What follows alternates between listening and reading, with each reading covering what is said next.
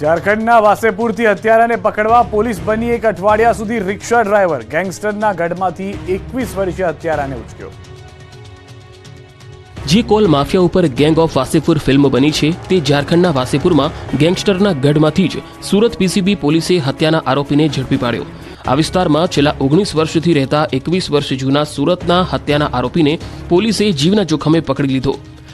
ઝારખંડના વાસેપુરમાં સ્થાનિક પોલીસ પણ દરોડા કરવા જતી નથી ત્યારે સુરતની પોલીસ અહીં વેશપલટો કરી આરોપીના ગઢમાંથી ઉચકી લાવી હતી। આરોપીને પકડવા માટે પોલીસે અહીં 7 દિવસ સુધી રિક્ષા ભાડે લઈ ચલાવી આરોપી પર સતત વોચ રાખી હતી।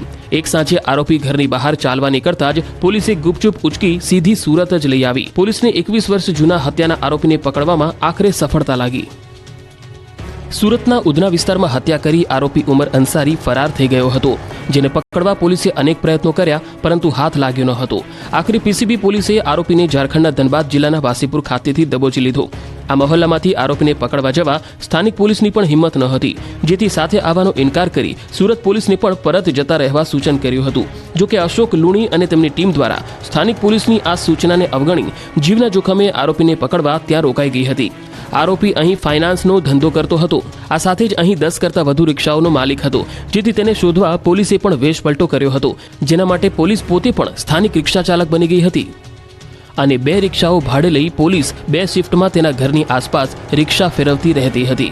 પોલીસે આ વિસ્તારમાં 1 અઠવાડિયા સુધી રોજ સવાર સાંજ રિક્ષાના ફેરા લગાવતી રહી। દરમિયાન એક સાંજે તે ઘરની બહાર વોક માટે નીકળતા જ તેને દબોચી લીધો હતો અને 1 પણ મિનિટનો સમય બગાડ્યા વગર બારોબાર સુરત તરફ દોટ મૂકી હતી।